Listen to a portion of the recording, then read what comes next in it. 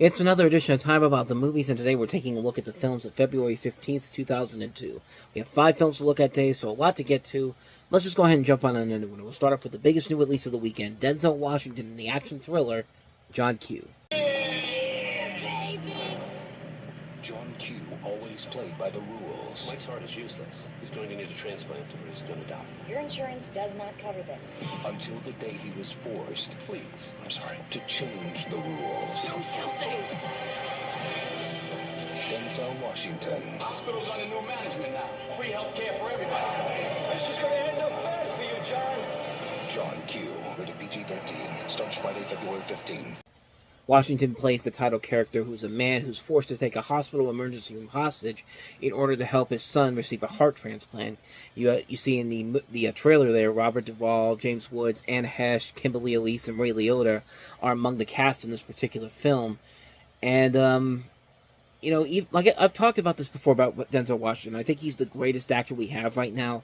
He can usually elevate movies like this that are not that great in particular and put it to another level. And while he's the best thing about this movie, as much as he's trying, it still can't save this movie from really being being a film that makes the health system look really, really bad. And I mean, you can question the health system if you want to of our country. I mean, there is a lot to question about it. Don't get me wrong, but this movie really feels like a film that was like it's trying to give you it's trying to pound a message right into you. Like it's not trying to give you, like, it's doing it in a way where it feels very manipulative. It feels very much like a film that doesn't really know what it's trying to accomplish by doing something like this. And it probably would help if they didn't get a man who has not written anything in particular since the late 80s, early 90s, because if you look up this guy's bibliography on Wikipedia, he's mostly known for writing episodes of shows like Mr. Belvedere, Jake and the Fat Man, Highway to Heaven, and Dynasty. That's 10 years ago since Jake and the Fat Man ended, and that was the later show that ended there. So you would think after all that this guy would be better at it, but this film probably is not a good way to show that. But then again, this probably could have been a script that was tossed around for a number of different years, and we just finally got to Denzel Washington. He saw that opportunity and said, "I'll take it." I mean, my name's going to be on this movie, so why not? I mean, and like I said, he's the best thing about the movie in particular. But we've seen movies that have done this concept much better. Of course, one of the big ones is Al Pacino in Dog Day Afternoon. George Clooney made a really great, underrated one with Jodie Foster directing it, Money Monster, which also had Julia Roberts in it, too. That was a great movie that came out about 10 years ago. Criminally underrated film. If you haven't seen that one, definitely check that one out. As much as Denzel Washington is trying his best to save this material, he really is the best thing about the movie, but the film feels way too manipulative with the message that it's trying to get across, trying to criticize and satirize the health system as a whole, but it just doesn't really fly all that well. And as much as John Cassavetes can be a really good director, and as much as Denzel Washington is doing his best to try to save it, it's not enough to save the movie in the end. And luckily this film didn't kill his Oscar chances either, because usually a film like this would kill somebody's chances of winning an Oscar. I mean, just ask Eddie Murphy and Hugh Jackman how that went when they made bad movies before the Academy Awards. But I mean, the movie just isn't that good. It's a movie that I think had a point that I wanted to get across, but it needed a better scriptwriter to really get the point down without feeling too manipulative and punching it right in your gut and your face, pretty much. But yeah, not much more to say about that one. Not one of Denzel's better movies, despite him doing the best he can with it. It's just not worth it in the end. So that is John Q. So let's go ahead and move on to our next movie, and that is Britney Spears making her feature film debut as an actress, Crossroads. You can't go all the way to Los Angeles by yourself. Well, then come with me. Today, Let's go, girls. it's all about fun. All about adventure. I'm not sleeping here. All about friendship. What we have is now, and right now we have each other. Britney Spears. Crossroads. Every girl should know how to throw a decent punch. Rated PG-13. Today in theaters everywhere. So, set in Georgia, Britney Spears is one of 3 teenage girls who go on a cross-country road trip as they find themselves and their friendship in the process. The other 2 girls are names you're very familiar with. Zoe Saldana from the Guardians of the Galaxy movies, Avatar, Star Trek, you name it. Karen Manning from Orange is the New Black. You also have Kim Cattrall, Dan Aykroyd, Anson Mount in this as well. And the writer of this is actually Shonda Rhimes, who, of course, wanted to create Grey's Anatomy. This was actually also based off of a story by Britney Spears. And the director of this is Tamara Davis, who did Half-Baked. And Half-Baked, she also did Billy Madison, CD4. So, not a bad director per se. And to Britney Spears' credit, she probably made a better movie than Glitter, which was not a good movie. Even though Mariah Carey was not the worst thing about that movie, it was just a lot of different things going against the film in particular. This is bad on a number of different levels, and none of them includes Britney Spears, because she is doing a decent acting job in here. And she, if she had gotten better scripts to work with, I think she could have made it as a pretty solid actress overall. But the movie itself is just really bland and kind of like with John Q, very manipulative and very mediocre. But even in this, but I think this one is a little bit more offensive because of things that they do here that make little to no sense whatsoever. Like there's a whole subplot about teenage pregnancy, and the way it's presented, it's just like, ugh, that feels really uncomfortable on how you're doing this. But then again, it's Shonda Rhimes who basically has made that part of her living, because she's behind some of the most popular shows of the last 10 years. But I mean, I guess of all the movies I've looked at with actresses who are singers, Mandy Moore and Walk to Remember, we looked at a couple weeks ago, Mariah Carey and Glitter, I guess Britney Spears' performance in this is the best of the 3, and it's the most tolerable of the 3 movies. But some of the decisions they make in this movie really make you think,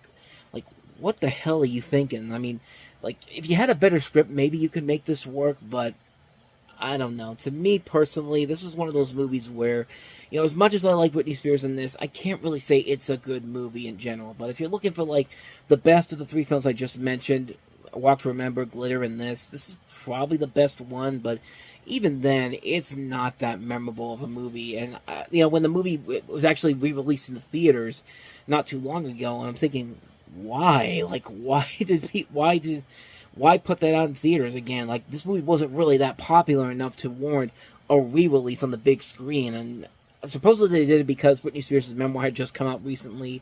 But other than that, though, I couldn't see any other reason why they would release that movie in theaters again. But, I mean, I guess, like I said, it's not the worst movie you could see with a pop singer in the leading role in it, but it's not great either. It's a movie that just feels like this one's at least trying, but maybe they tried a little bit too hard compared to some of the other movies I've talked about. But yeah, not much more to say about this one. Crossroads, I don't know. It's not one I can't really say it's bad. I can't really say it's good either.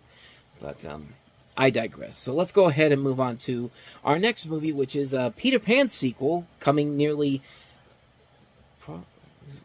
almost 50 years after the original Peter Pan. That is Disney's Return to Neverland. Always believed in a boy who's never grown up, and an all-new adventure coming only to theaters. The one and only Peter Pan is back. I proclaim you a lost boy. A lost girl. With all new characters and new music. The only way out of here is to fly. I'm going to try. Walt Disney Pictures presents Peter Pan in Return to Neverland, rated G. Be brave, lads. Don't let them see you cry. Coming only to theaters February 15th. As I had mentioned, Return to Neverland is the sequel to the 1953 Disney adaptation of Peter Pan. And the story here is that you follow a girl who refuses to believe in her mother's story during the Blitz in London, the mother being the older version of Wendy, and she's only to be mistakenly brought to Neverland by the pirates, including Captain Hook, and in order for her to get home, she needs Peter Pan, Tinkerbell, and the Lost Boys to encourage her to fly and make her believe. And the most interesting thing about this movie in particular is that it got a theatrical release. And rather than going direct to video like most Disney sequels, apparently what was happening was that Disney Movie Tunes, the company that was putting these out, developed and signed the work for Peter and Jane to Disney Animation Canada, and the film was actually supposed to be a Peter Pan sequel destined for a theatrical release. However, in not too long after that, the Canadian Union stopped working on the movie, and then basically it was supposed to be then a video release, but then eventually became a theatrical release once again. I mean, it went through these different. Basically, instead of being the film that was supposed to be a theatrical release that went straight to video, it's the complete opposite, where you move it back from a straight to video release to a theatrical release midway through the production, much like some of the other Disney sequels, like most notably The Jungle Book 2, which comes out a years later, and also Planes, which went through the same thing. It was supposed to be a direct-to-video release, but then eventually got the push back into theaters, and I never really thought this needed to be a theatrical release, but then again, I'm not involved in Disney's business or marketing strategies. I'm just here to talk about the movie itself. And the movie itself, most people are very mixed about it, but it has more going for it than I think a lot of people would give it credit for.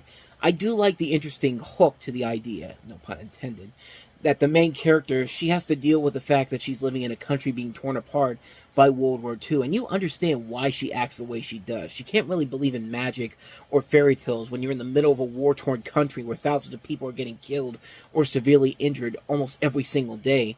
And there's even a point where Hook tries to manipulate Wendy's daughter Jane using the war as his motivation, showing that Hook could actually be clever in trying to seduce others to his side. And the animation does look very, very good. There's a really cool opening sequence where Hook is kidnapping Jane and the ship is flying through London while the war is going on. It still looks pretty impressive even to this very day. They actually have some good replacements for the voice actors, too. Blaine Weaver does a pretty good job as Peter Pan, and Corey Burton does a very good job as Captain Hook. You know, they do a good job of recapturing the spirit of the original voices in those particular performances. And it's pretty solid recreations of those characters in particular. And those are some of the positives. I will say another positive, too. I didn't know that this was actually directed by Donovan Cook, who, that name may not sound familiar to a lot of people, but if you grew up with a show called Two Stupid Dogs back in the 1990s, you know that he's one of the creators of that show, and he directed a couple of movies for Disney around this time. This one that went to theaters, and then the Three Musketeers movie that came out with Mickey Mouse and the gang about a couple years later, which, I mean, now that I know that it's his work, and I've seen Two Stupid Dogs and a lot of his work from Disney, I can definitely tell that it's his work in particular. But as far as the negatives go, it's a pretty generic storyline. Essentially, the plot of the film is Hook, but with a few changes swapped around in terms of where it takes place in the World War II elements. The songs are also kind of generic and out of place, too, for the time period. I mean, B.B. Mac and They Might Be Giants singing the pop songs of the early 2000s, and the film is supposed to take place in the 1940s. I mean, yeah, there's a reason why you should stick to the time periods in particular. I mean, Pan tried to do that with that terrible Hugh Jackman movie with Smells Like Teen Spirit by Nirvana, and look how well that turned out.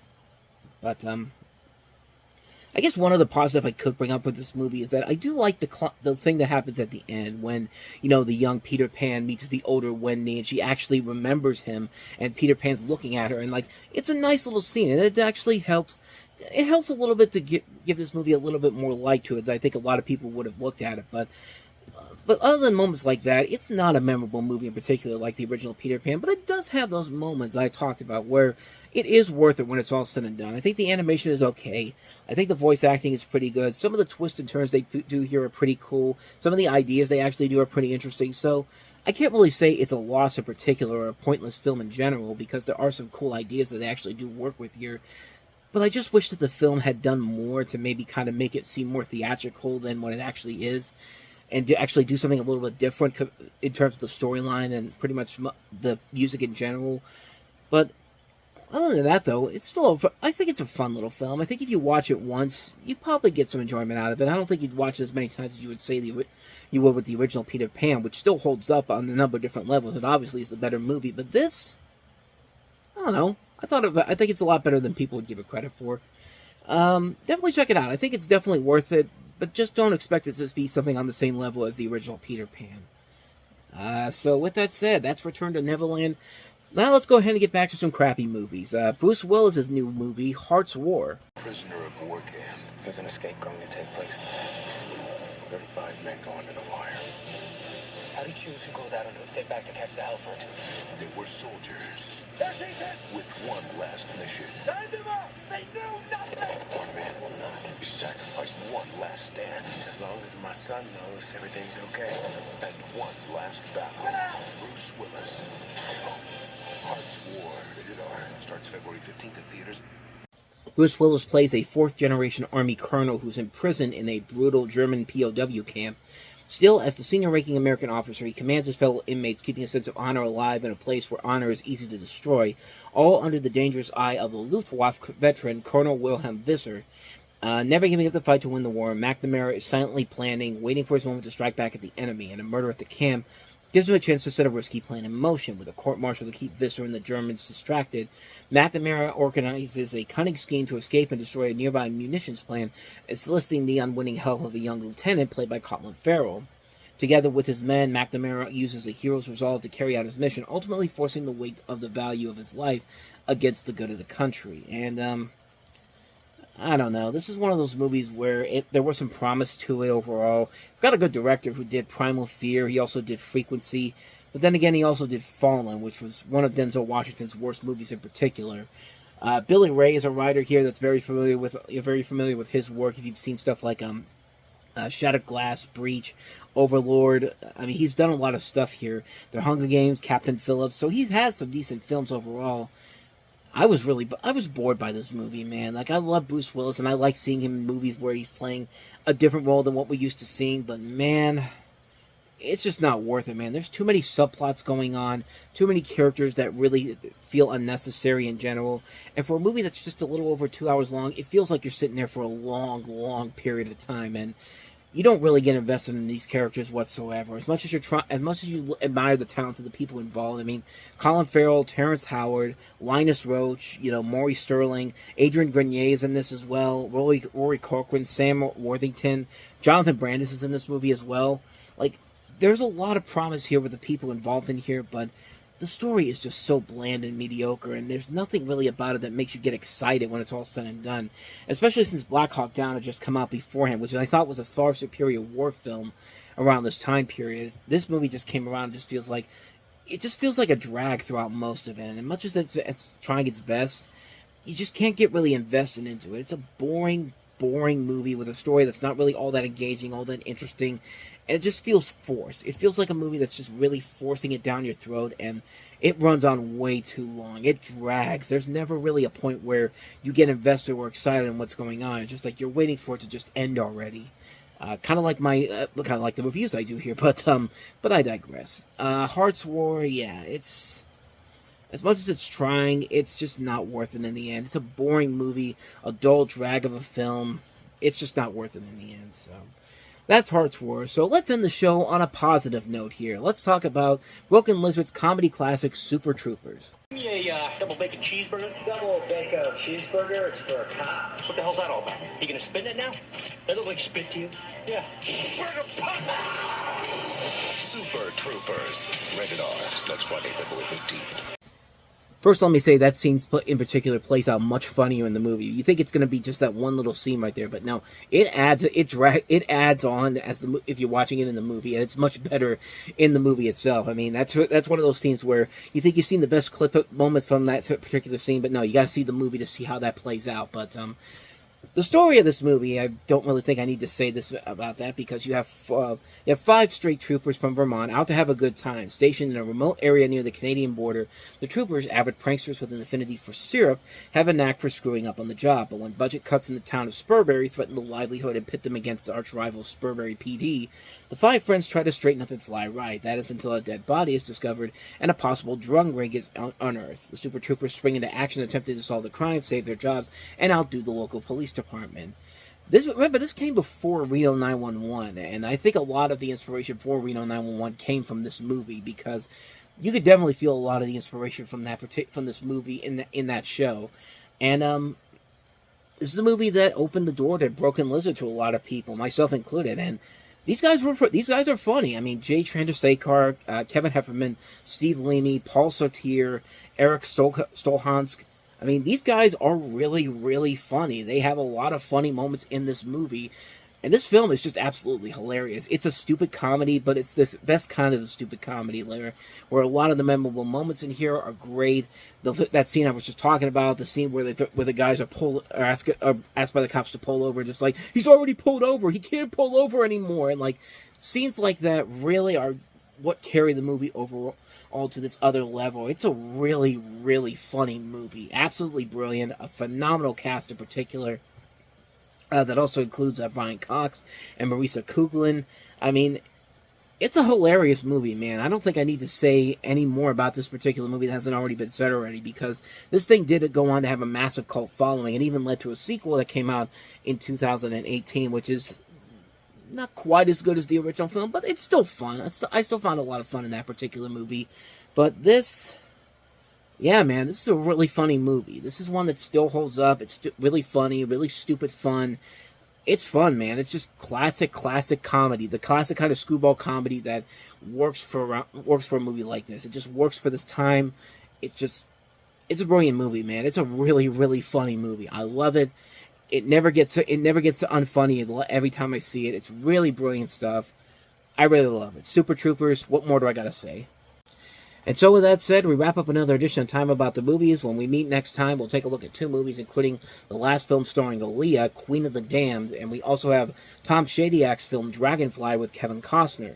We'll take a look at both of those movies the next time we meet. But until then, thank you so much for watching, and if you want to see more videos like this, please hit the plays on the next page, check out the previous episode, and also don't forget to hit the like and subscribe button if you want to see more videos like this on this channel. So with that said, I am off. I will see you guys next time, and until then, as always, take care.